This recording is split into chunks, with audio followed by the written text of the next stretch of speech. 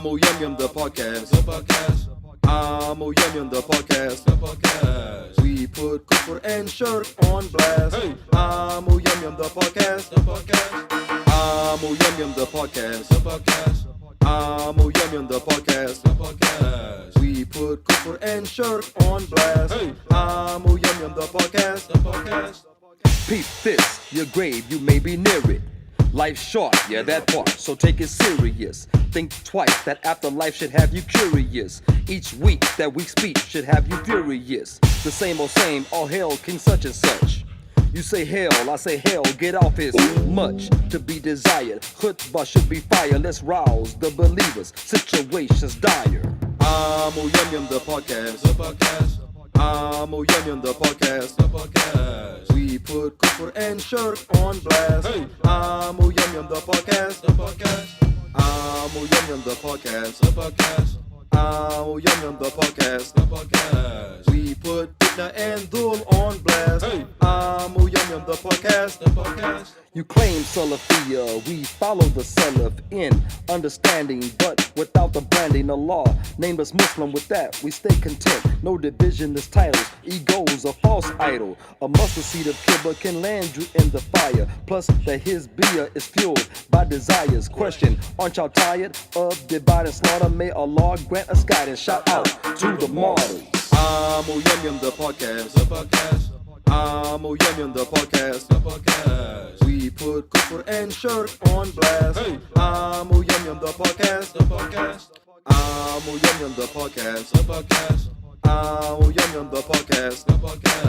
We put fitna and dhul on blast. Amo Yum Yum the podcast.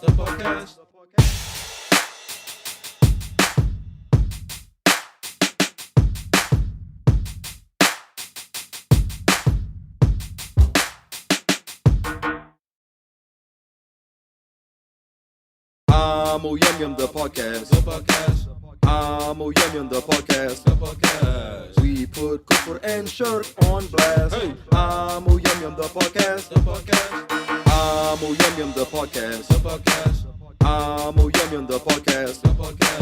We put kufr and shirk on blast. Amo Yum Yum the podcast. Peep this, your grave, you may be near it.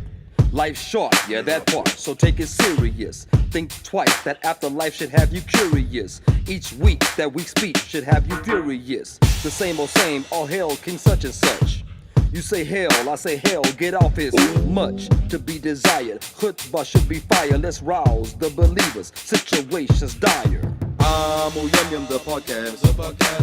Amo Yum Yum the podcast. We put kufr and shirk on blast.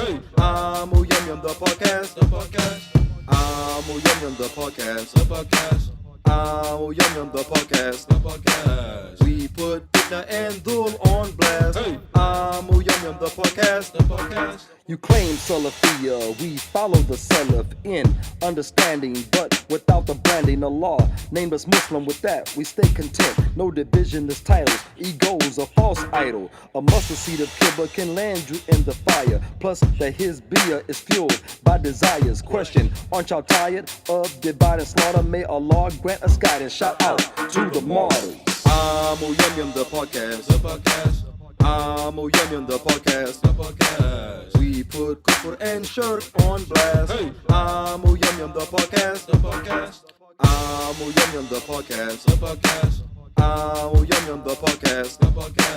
We put fitna and dhul on blast. Amo Yum Yum the podcast.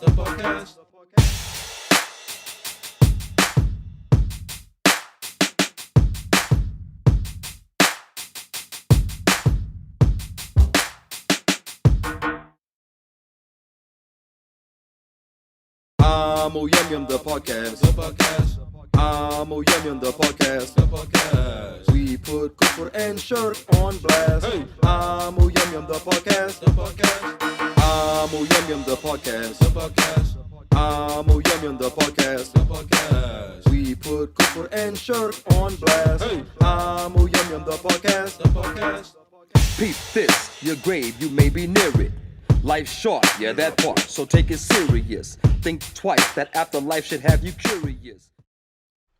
Assalamu alaikum, ahlan wa sahlan. Welcome to Amu Yum Yum, the podcast where we seek to cure the kufr infected by injecting the Islamic perspective.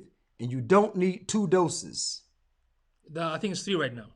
3? I think Well, it says if 2 doesn't work, you got to get 3. that's what I heard. Now, before I put the disclaimer, don't forget to share this video. And like. Okay, I'm gonna put and of course, like. Like. Disclaimer. All right. The opinion of Amu Yum Yum, the podcast, is based on Islam. The podcast. Our intentions are to be correct. However, we may not always be right. May not. I don't know. Others may differ in concept, but these are ours. All right. Man, subhanAllah, Ramadan is over. Okay, again, I'm your host, Amu Yum Yum, and with us, as always, the Amu you love to hate, Amu Yusuf. Amu Yusuf. Your favorite. Your favorite. Yes, Anyway. all the time. Anyway. So, yeah, favorite all the time. All the time. Hey, what's the Random. what today? Random. Okay, random. Random is Money Bag Yo. What is that? Money Bag Yo is a young boy, Negro. Okay, I think he's one of those. Is that YouTube? You want to shut it up? What is that? Is that a YouTube? Can you hear it? Yeah, I can hear it. Yeah. Okay, my apologies. Let me cut it off. Yeah, there you go. Boom. Okay, there we Stop go. disturbing. So anyway, so what happened? Money Bag Yo is one of the. I can even hear it now. Louder. It's a problem. Why are you doing that? I can hear it louder now. Okay, so Money Bag Yo is just another celebrity that is claiming to be Muslim. And I know Muslims be like, hey, another one of us, another quantity and no more quality. Yeah. But the thing about it, if I were acting out, and acting like a shaitan, you know what I'm saying, then people would say, why are you acting like that? You're making Islam look bad, so on and so forth. But the issue is like these celebrities, so-called celebrities. There's a list of them. Matter of fact, we posted to a show about the so-called Muslim rappers. Like, how are they actually representing Islam? Because see, when you're in the spotlight, you're literally in a spotlight. Yeah. You're not the random only go to Juma brother. You are someone that's out in the spotlight. And for some reason, these celebrities, they can never pray without a camera on them. If you notice, they always got a camera on them. Kevin Gates has a cross on his face, and he prays and he leads the salah of the other people behind him. So if he's leading the salah, you can imagine what the concepts and behaviors of the people behind him are. But nevertheless, this young guy, Money Bag Yo, received a lot of bad flack from the so-called posters on Instagram, Twitter, wherever he was on. Now he's praying. He seems to be in Jalsa on a rug. I told you they pray on camera all the time, So someone's taking pictures of him praying or filming him, what have you. He's in Jalsa. He's facing toward the water. Okay, you can see the water, you can see the horizon, see the clouds. He's facing toward the water. Then right after that, what does he do? He goes in sajda and he's turned to the right. He makes a 90-degree turn and he's praying toward the right and he's in sajda. And of course he got his forearms on the ground like a dog. Maybe forget the qibla. You remember in the middle. Yeah. But Amu Yusuf in pre-production, he said that it was for the camera shot, and I never thought about it. I said, yes. You don't want to stick your butt toward the camera. You want to turn this way because it's a better shot. Yeah. But see, the scenery didn't change, and it makes him look idiotic. And Muslims and Kuffar, rightfully so, say, man, you're doing that for the camera. Yeah. Because even Kuffar, they see us pray, and they don't quite get it. Sheikh Yusuf Estes, close friend of ours, we know him very well. Long time ago. We know how he became Sheikh. Anyway, so Sheikh Yusuf Estes gave us a story. He said that they invited the Kuffar to watch them pray. Not him, but some other Muslims invited the Kuffar to watch them pray, or to observe, quote unquote, Islam, whatever, right? He said, matter of fact, these were like reporter, like the news, reporter. So the reporter observed us praying, wrote a report. What did the report say? The report said they invited us to pray, They stood lined up for prayer, then they put their butts in our face. True story. True story. So I'm saying that this is the Kafir's perception of us. Now this guy's praying on, and you know most of his followers are kuffar. I had no idea this guy was Muslim. My wife told me this guy named Money Baggia was receiving a lot of flack, because he prayed, the Muslims are saying he praying wrong. I said, let me see the pictures. I said, oh, what is that? They pray like the Exorcist. Look what you made me do. Yeah. Anyway, so it's a new salam. yeah, so you guys, if you're not old enough, you won't know what the Exorcist is. Yeah. Anyway, some of y'all need an exorcism. Yeah. But anyway, this is the point. So she's like, he receiving a lot of flack. They saying he praying wrong. So let me see the pictures. I said, oh yeah, he praying like a dog here. And I saw the first one, the Jalsa facing the different. I said, oh, he's praying for the camera. That's Or maybe he's not even praying. He's just probably acting. Like to show a scene. Yeah, but see, even the kuffar, because majority of his followers are kuffar. Yeah. Even the kuffar, like, man, come on, dude, stop playing. Yeah. So anyway, that's my random, and that's my random, and I'm sticking to it. I don't know. That's kind of weird random, man. Pretty good. Review. What's poppin'? At least not the other rapper. What is that? The one who sings like a cartoon. Yeah, it's like he's singing gangster song with that voice. Yeah, that's your boy. 364, whatever. That's the one you like. This is disgusting, man. So anyway, what's poppin'? I had a trauma when I listened to that. What's poppin' is the El title. Yeah. What is the title? What's the title, man? The title is the role of the mind. Yeah. See, I told him he put the role of the mind in regards to faith, right? Yeah. I had a different title. Actually, this Kafir named Mitch supposed to come on. Matter of fact, in my phone, his name is Mitch Kafir. And maybe he's watching right now. Yeah. So okay, Mitch Kafir. So anyway, that's his name on my phone. So what happened was he's supposed to come on. Then he said that, man, I need somebody else to come on with me because you guys, you intellectual brothers are gonna, defeat me. We're just the regular folks. I said, no, that's not the format of the show. I said, we want you to tell us what the appeal is from your belief. I say, my perspective that Christianity has nothing to do with logic or thinking. You have to submit your logic in order to believe that. Yeah. I say, so you can explain it logically. We'll explain when we're talking about how ours is derived through the logic and through reasoning and understanding and deep thought and reflection. So he said, I need some help. So he said, I got a homeboy that's going to come on with me. I said, okay, so we postponed a week and we're waiting for the next week for his homeboy. So his homeboy had a death in the family. He even sent me screenshots of the text. I mean, if he said that, I'm not going to take him as a liar. It didn't matter. He won't be judged on judgment as a liar or not. He'll be judged, as a kafir. Muhammad said there's no sin after kufr. So anyway, he showed me the screenshots. His friend lost a family member and that, he was grieving, I guess, and they had a funeral and all that kind of stuff. So I said, okay, well, we'll do it for next week. So I text him and he usually respond back very fast. No response. Yeah. So I don't know. I don't know what's going on. But anyway, the role of the mind regarding faith, a lot of Muslims, some manhajis, they disagree. Disagree on what? They disagree that the mind plays a role. Of course the mind. I mean, many ayat in the Quran always ask you to reflect on His creation, reflect on yourself. Too many words Allah uses. Oh, many times. Fakara, hasaba, dhanna. I mean, there's too many words. Alama. It's too many. It's like 30 something. There are a lot. I mean, 30 something verbs that talk about thinking, reflecting, contemplating.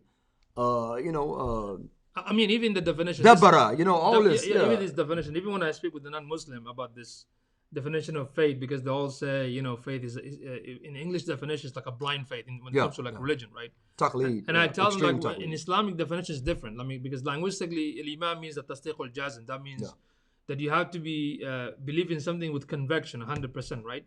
But the Sharia definition is that you have to drive to that conviction with intellect, with aql, using your mind, your aql. There's a reason we have aql. You can't just follow things blindly. Like the example you gave the other day about if you just close your eye and walk in the street, the walk. If you don't see the walkway, then how would you cross the road? Yeah. That's like, okay, I believe it's there, but I'm closing my eyes. I can see it. Yeah. You're gonna get hit, right? Yeah. So the definition of iman in Islam is different than the definition of iman in the Western term or the other religions. or really any other faith. Yeah. You know, any other. Islam is the only one that calls the human being or invites the human being based on his humanness, his or her humanness. You know, because what separates man from animal, again, is aql. It's the intellect, the mind. The intellect, yeah. And if you suspend your aql, you're less than an animal. Why? Because the animal doesn't have it. So you are submitting to be less than an animal when you don't use your aql in order to derive at fate. You know? So the mind has a very important role in regards to fate. Now, again, many Muslims would disagree. Which is weird because with the intellect, what happens, because in Islam that the intellect satisfies the mind, with the intellect satisfies it, right? Yeah. And the heart, you know, with conviction, you know, become the tranquility. The heart settles on it. The heart settles on it, right? That's why the concept of, like, that's why when people ask me a question about, like, hey, why you Muslim do this and do that, I'm like, hey, before we even talk about those stuff, let's have a conversation about, let's talk about Islam, how Islam makes sense, right? Yeah. Let's talk about that concept first. Yeah. But even before talking about the deen, we talk about, you know, look, we all agree that this universe just came out of nowhere, right? We start from there. Let's talk about, we all agree that the universe just popped, right? So how did it pop? Where it came from? Let's start a conversation from there, right? That's why even in Aqidah we talk about, usually when it comes to the subject of Aqidah, the creed of Islam, we talk about, you know, the four possibilities of the existence of the creator. Like either the creator came from nothing, or somebody created the creator, or created himself, or he just existed, the creator, or he just existed, or he's the creator. Existed. So when you talk about the first concept came from nothing, well, that makes no logical sense to the human mind, because when you add 0 to 0 equal, it's always going to be 0. That's very simple to just kind of break that. So when you talk about the second point, did somebody create the creator? If that was the case, then who made the creator and the creator and you just keep going back like infinity, with non-stop. It's like me and Sadiq going to, like, I don't know, hunt deer, and I'm asking, hey, can you give me that bullet? And he's like, ask another brother, can you give me that bullet? Can you give me that bullet? Can you give me that? You never get the bullet. You never get it. I never get the bullet. Never get it. Does that make sense? And how can the creator become the created? This is the concept of, like, can a mother give birth to her own self? What came first, the chicken or the egg? It's like, you know, the chicken or the egg is actually a very intelligent argument. Yeah. You know, that's actually a very intelligent argument. What came first, chicken or the egg? A lot of people can't, like, I don't know, like, you idiot. Dude, Brother Dana made that video about, you know, sex with chicken, and nobody could even answer that. Poetry, poetry romance. Right? So the conclusion is, and even if you read the Quran, subhanAllah, man, the definition of creator is so simple. Laysa kamathali shay, right? Yeah. That there's nothing unlike the creator. Like there's a, what do you call it? The disconnect and disjoint. Like the creator don't have the same attribute of the creation. Exactly. It's disconnected. When you look at other religion, they have like, you know, Brother Faris was saying that he was in a store. There are a bunch of these, you know, for the Hindu, right? Like, what are these? And he's like, these are our gods. And he's like, so you buy the gods? Yeah. you make it and buy it? You dust them off. You line them up really nice. So you see, because you're putting the human element, you're putting oh, he looks like a man, because you're putting the human imagination. Rationally, you know, some rationalists will say, oh, supernatural, nature, a being, right? That's what they say. You know, because they want to disassociate from something like human. So that's what I'm saying. When you think, use the aql, you can actually come to conclusion that the creator exists, right? Then after that, okay, let's prove why the human being needs revelation, all the other stuff. So, but you have to use your aql to come to conclusion, not feelings and stories. Oh, I was sleeping, I saw a dream. Even some of these so-called look. Oh, I can't. I hope we get that Kafir on. He keeps changing, but he has some stories about. Well, let's just say maybe something. I know some of them are going to get upset, but I've been dealing with so-called convert, not revert. I don't like that word revert. That's just a play on word. Convert, you know. Tanakh means you embraced it from one to another, right? Yeah. Some of these converts, they say like, oh, I saw in a dream. God, I don't believe you. Yeah. It's shady, right? You have to use this. I'm gonna tell you what the intellectual level our ummah is. Yeah. There's a tree look like it's making ruku. Oh my God. Oh, look at the tree. God. Yeah. And someone goes on Canva and makes a cloud shape like the word Allah. Oh. Look at the cloud. It's a real cloud. And then the horse is making sujood. Look at the horse. One guy actually did that. I think it was a Yehudi. He did that. He was laughing at it. Yeah. And Muslim just reacted. Oh, look at this watermelon. It looks like says Allah on it. Yeah, Oh, it's a miracle. It's not a miracle. Look at this seed, watermelon seed. It says Allah. so, in the face, right? no, but check it out. I gave a khutbah weeks ago. Yeah. I talked about how Islam, the appeal is intelligent. The belief in Islam is the appeal is intelligent. Yeah. La ilaha illallah Muhammadur Rasulullah is a very intelligent statement. The highest political statement you can make, the highest intellectual statement you can make. Muhammad Sallam could not read or write. He was considered ummi. Yeah. He was considered illiterate when it comes to academics. But he was the most intelligent man walking. Yeah. Most intelligent man walking. Why? Because he had the hidayah. He had the hidayah. Guidance, yeah. Oh, he had the guidance. So I made a statement. I said, people come to me, Kufar will come to me and say, more than one wife doesn't make sense. Or they'll say, why do you believe in Muhammad? I heard such a rumor. Yeah. I said, don't come to me with any intellectual thing. Yeah. Don't come to me with any your thoughts about something that doesn't make sense. Yeah. I said, have you ever ventured to understand your own belief? Yeah. Show me the sense in your belief before you come to me talking about what doesn't make sense. Dude, they never do. I say They never do. I say it all the time. I say it's the worst children's story ever told. God looked down to earth and said, ugh.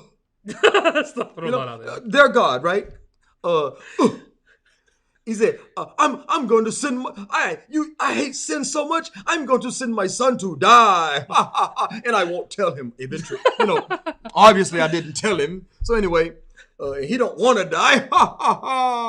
Yeah. I mean, come on. It's the worst children's story ever told, man. They got better, Rawlings tell better stories. We know Lord of the Rings.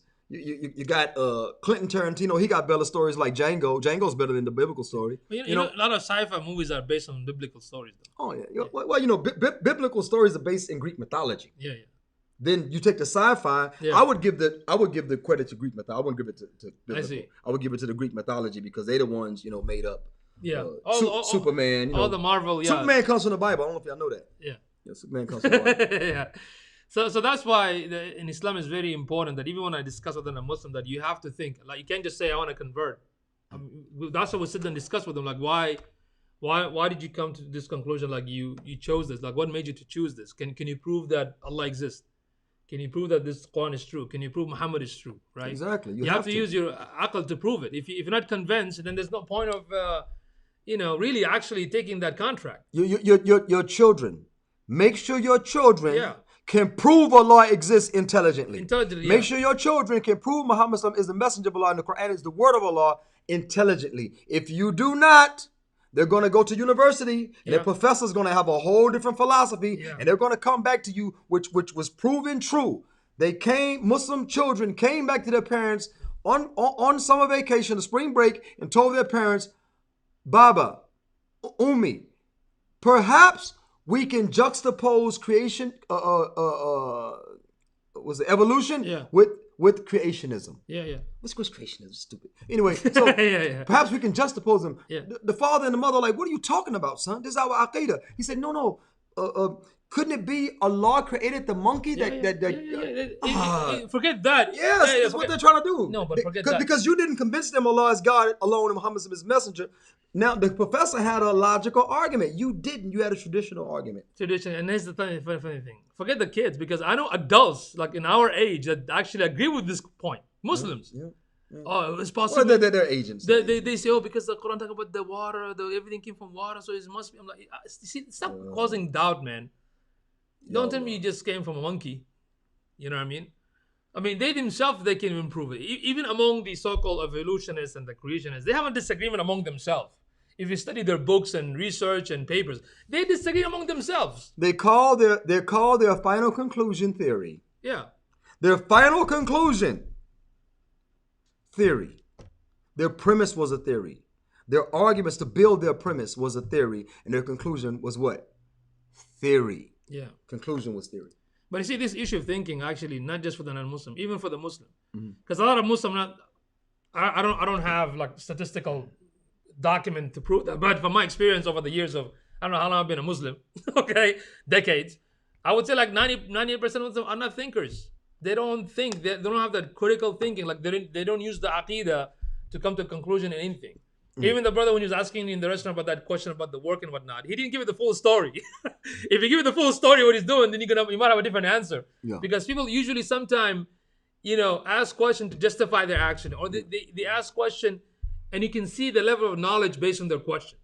Now, if there's an issue, I want to ask, let's see, Imam Sadiq about this is an issue. What is Islamic ruling based on the text? When I say text, I mean the Quran and Sunnah, or Ijma Sahaba, or however the ulama understood this specific issue based on the text. You bring me the text, right? Like that.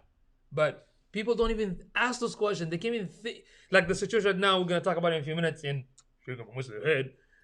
the situation that happen right now in the Muslim world. People don't think, man. It's just like you said, traditional, right? Traditional. What they actually have less beneficial activity based on their low level of thinking. They have less beneficial activity than a gerbil in the wheel. The gerbil in the wheel at least getting exercise. Okay, yeah. The Muslims, they run around holding up posters and writing representatives and congressmen, and they're like, hey. Kind of clueless. Yeah, I mean, anyway. But check it out. Yeah. So I said many Muslims disagree with their aql. They don't believe that Islam has anything to do with intelligence. That's kind of sounds very dangerous because we're talking about aqidah now. This is like creed. Yeah, but check it out. So we have halaqah, and some people that's already going to heaven came to the halaqah, right? They already going to heaven, so ain't no sense. I don't know why they at the halaqah. You can go home and go to sleep. I'm going to heaven. Anyway, so they come to the halaqah, and then what happens? We're talking about what is mind. Yeah. What is mind? And we extrapolated from the text that mind is not an organ. Correct. If somebody says, I changed my mind, they do this. This is just signaling. But the brain itself, even functional, is not the mind.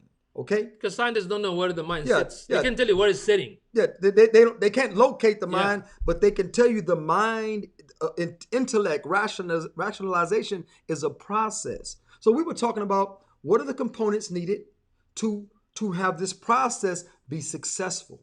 So you have to have a functional brain. Yeah. You have to have senses, have to be taste, smell, hearing, sight, touch. Yeah. You have to have one of the senses. It has to not you have to have all the senses, but because a blind man can hear a conversation. Yeah. So and a man that can't hear can see.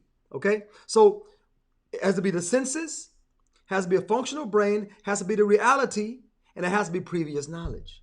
Those are the four components. Okay. Yeah. So we were talking about that. And the brothers are sitting there. This is not Quran and Sunnah.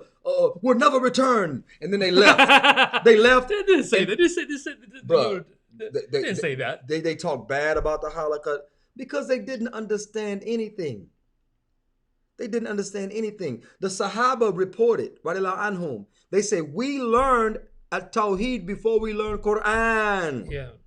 Because you can explain at Tawheed to someone who doesn't believe in Quran. Because it's part of the da'wah. Yeah. Tawheed means monotheism. Yeah, you the oneness of Allah's essence and existence. Yeah. Okay, so that's the way I define essence and existence. So anyway, the point is that so the Sahaba say they learned at Tawheed before they learned Quran. Yeah. So you can't come to fight. Allah says Quran. Allah says, you sound like a Christian. They have to believe in Quran before it has an impact. Okay, so we're talking about the mind, a functional brain. Senses, previous knowledge, and reality has to fit within the reality. So when we're talking about that, and we're talking about how the sentiment of a person is even affected by their concepts, their thinking, their mafahim, their concepts, right? Their thinking is affected by that. So we said that if someone took a Bible, in front of me, took a Bible and threw it on the ground, like, how would you feel? I'd be like, that's not my book, But if they throw a Quran on the ground, then they'll look like a Tesla because I'll knock their teeth out their mouth. You know what I'm saying? Even though you throwing Quran on the ground, you didn't do anything, but I like to fight. So I'm saying I'll make you look like a Tesla. Look like Elon Musk made your mouth when I finish. I'm just saying that, that'll happen because my sentiment for Quran. Now, where does my sentiment come from? It's just some willy-nilly emotion? No, it's not. That is because of my concepts about the Quran. Okay? So again, This is the point. We're discussing all of this. These brothers got up. We disagree. You all are going to hell. We're going to heaven. Hey, we're going to heaven. We're going to heaven. Obviously, they did not say that. In so many words, bruh. In so many words. Hey, stop making Hollywood. And Okay? they talk bad about the halakha thereafter. Didn't understand a single thing. Okay. So because of that, these same brothers bounce from manhaj, sect to sect. I don't know what they believe now, but the last I heard, they were Shia. You know what I'm saying? So they went from going to heaven to going to hell to going to a different heaven. I don't know what they're doing. Right. So this is the point. They totally disagreed. And then they didn't know I knew that they did that, because I didn't go to that halakha. That's before I got there to the masjid. Uh-huh. They had the halakha. So they didn't know I knew what happened at the halakha. Okay. The brothers already told me, Yeah. They said, yo, man, we used to be part of that halakha, man. They teach bad stuff. I said, explain to me what they teach bad. Yeah. Oh, they say, you can prove Allah exists. And I said, Allah says, فَأْلَمْ أَنَّهُ لَا إِلَهَ إِلَّا اللَّهُ. To know, therefore, there's no God but Allah. And to know what you have to use your mind. Allah says, أَفَلَا يَتَدَبَّرُونَ الْقُرْآنَ. Do they not reflect or carefully, carefully rationalize? Yeah. Do they not reflect upon Quran? Had it been from any other than Allah, they'll find in it fi ikhtilafin kathira. They'll find many contradictions and mistakes in it if it had not been from Allah. Yeah. So I say, isn't that an intelligent thing? When modern day Christian scholars say there are over 50,000 mistakes in the modern day King James Bible, when they say that, you think that was not through study and measuring and history and this and that, and this doesn't make sense with that. It's an intellectual process. They say there's no intellectual process in Quran. And one of the guys from the Tabligh Jamaat, we were talking about thinking in the masjid one day. He said, brother, you're not supposed to think. Anyway, so he said, brother, eat this cream cheese. But they have good food though. That's why. He said, I like brother, eat this cream cheese and honey. Oh, the cream cheese. On the pizza bread, brother, and then you will see my way. Yeah, I like the cream cheese. I said, I'm still thinking. So anyway. That was very good cream cheese though. Yeah, I like that. It's Philadelphia. That's why I go. Philly cream cheese. That's the only thing good about Philly. No, anyway, so that's what he said. Yeah. So he said, no, actually the brother Tabligh Jamaat, which is a branch of Sufism. Yeah. He says that that we don't, as Muslims, we don't have to think. That's what he said. He said because Muhammad did all the thinking for us. Like, dude, get out the masjid. Get out. No, I'm just kidding. I didn't put him out. I think they're also confused because when you intellectually prove that Allah exists, Quran is truth, Muhammad is true, right? After you're convinced intellectually, then whatever Allah subhanahu wa ta'ala and Muhammad says, we have to follow, of course. Yeah. Because some of the ahkam, that could have been what he was talking about. Because some of the rulings might not make sense, but hey, even the legal system, you have to kick the emotion out and just be like, if the ruling doesn't make sense, it's because of deficiency in you. Yeah. So because Ali radiallahu anhu, he said, like, for the masih, when you do if you don't have the water for wudu, you can do the tayammum. When you wipe the khuf, the leather socks, he said, the dirt is on the bottom, why do it on the top? Yeah. Right? But his point is that, look, because Allah subhanahu wa ta'ala told me to do it, I follow it. Yeah. Yeah, but that following is not Blind following, because we rationally prove that the Quran is, let's say, from Allah subhanahu wa ta'ala, and Muhammad is true, right? Makes sense? We're convinced intellectually first. Then whatever comes in, then we follow that. Make sense? But even in the Ahkam Sharia, we still go back and forth to understand it. You see, that's why the word fiqh means to understand. It also means to think deeply. Yeah, and to comprehend. Yeah. If there was no thinking involved, some of these Muslims, Allah guide us and them.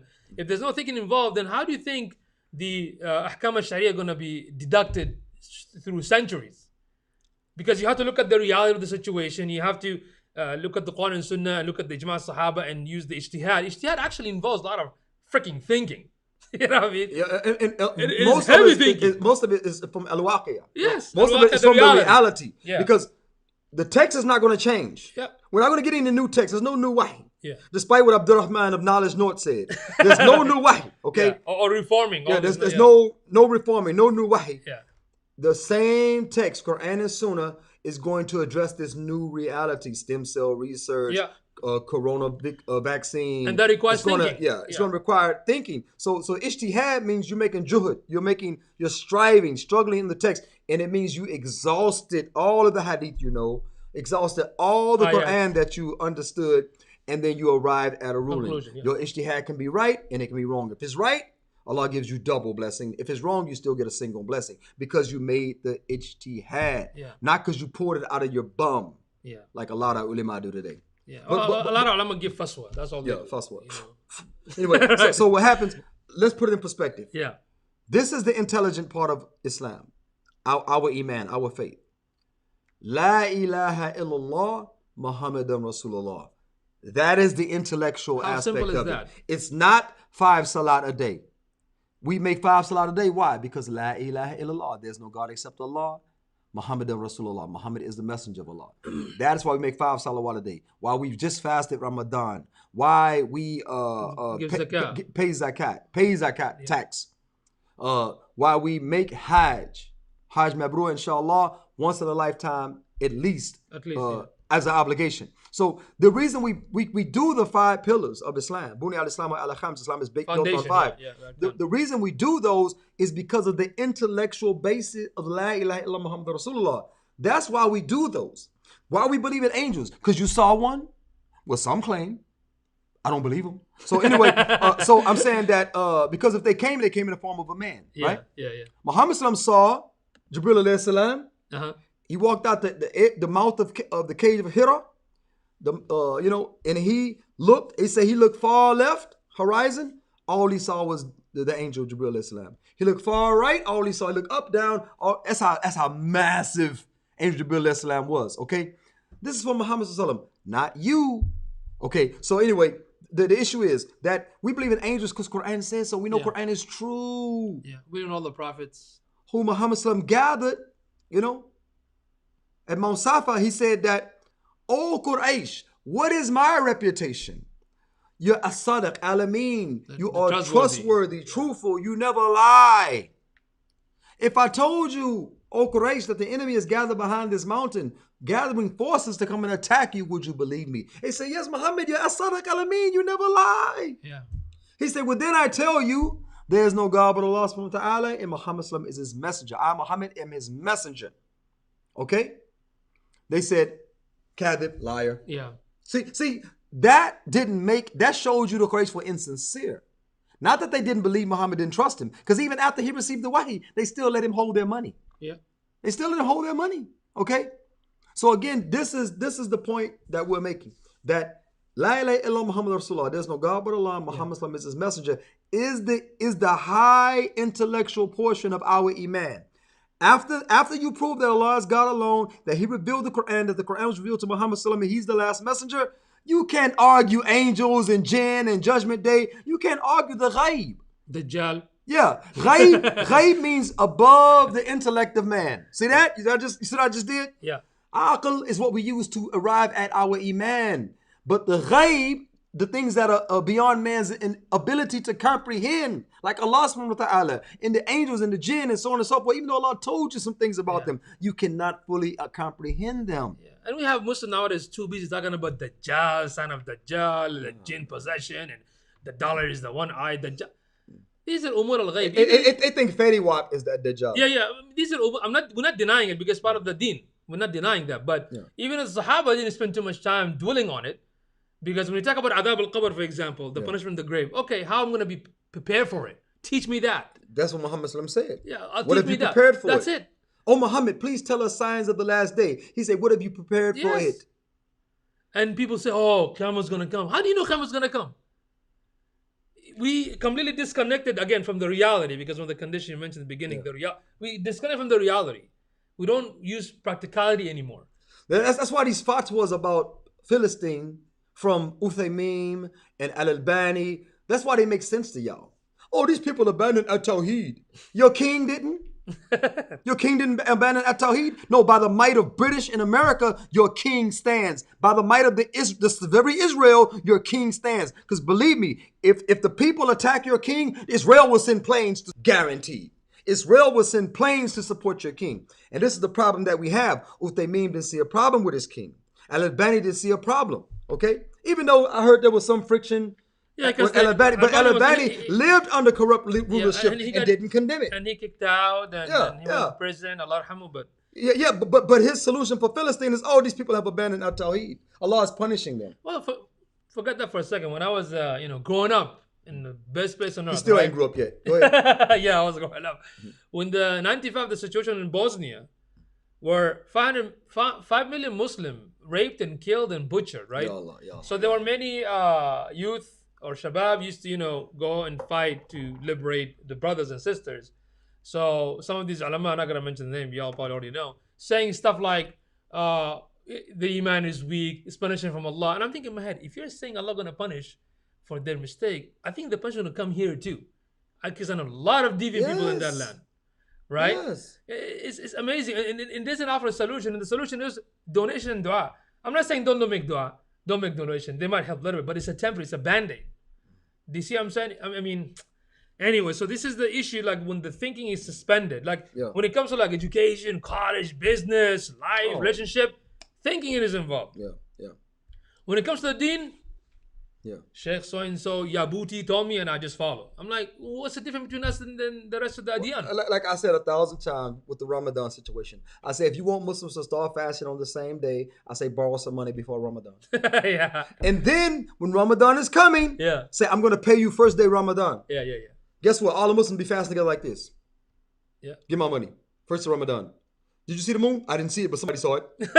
Yes. Oh, no. And then when the Eid comes, borrow some more money during Ramadan, right? While they fast, borrow some money. Hey, brother, just borrow $1. And then say, I'll give you $1 back the night of Eid, which the night comes before a day, according to Islam, right? So, according to the lunar calendar. So, I'll give you money the night of the Eid.